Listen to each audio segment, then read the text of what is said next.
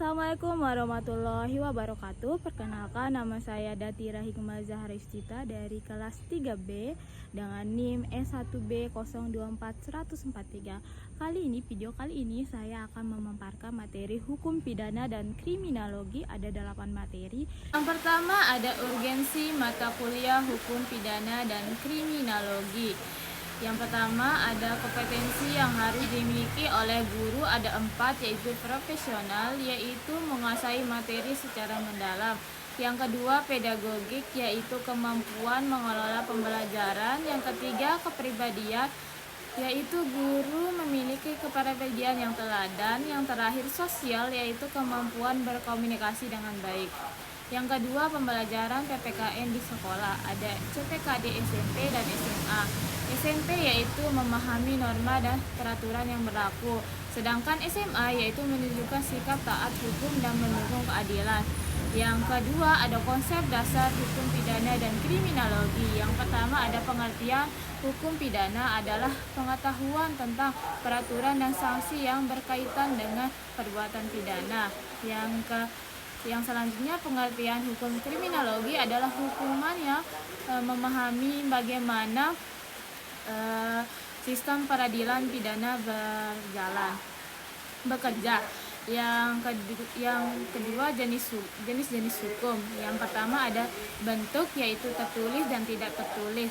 Dan yang kedua ada sumber, yaitu umum dan khusus.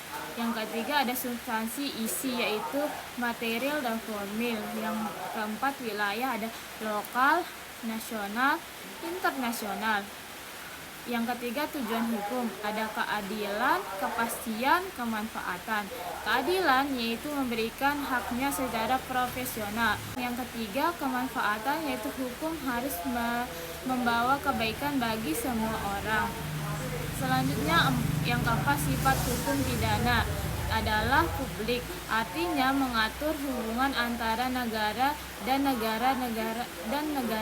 warga negaranya.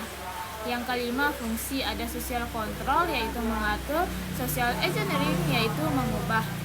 Selanjutnya sejarah hukum pidana. Ada masa kerajaan. Pada masa kerajaan, hukum pidana bersumber dari hukum adat, perintah raja atau kerajaan, dan ajaran agama. Yang kedua masyarakat penjajah. Ada pun masa penjajahan diantaranya yaitu masa VOC, masa Hindia Belanda, dan masa Jepang. Yang ketiga masa kemerdekaan, yaitu pasca kemerdekaan Indonesia dimulai dengan keberlangsungan Red Book First Travels atau WPS atau KUHP kolonial Belanda berdasarkan Undang-Undang Nomor 1 Tahun 1946. Kemudian diubah menjadi Kitab Undang-Undang KUHP yang berlaku nasional. Yang keempat ada asas-asas hukum pidana. Ada asas legalitas, asas wilayah dan teritorial, dan asas universal, dan asas nasional pasif, dan asas nasional aktif. Kasus perbuatan pidana.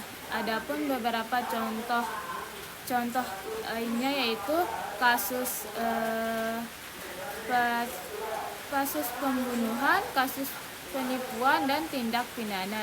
Tindak pidana ini ada 8, yaitu tingkat keseriusan, subjek pelaku, objek yang disarang, unsur kesalahan, waktu terjadi, cara dilakukan, korban, dan delik.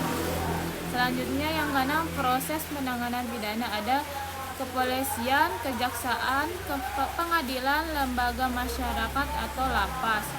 Selanjutnya pertanggungjawaban pidana.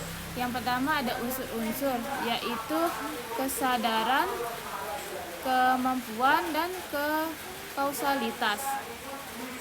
Selanjutnya ada jenis-jenis, yaitu material dan formil.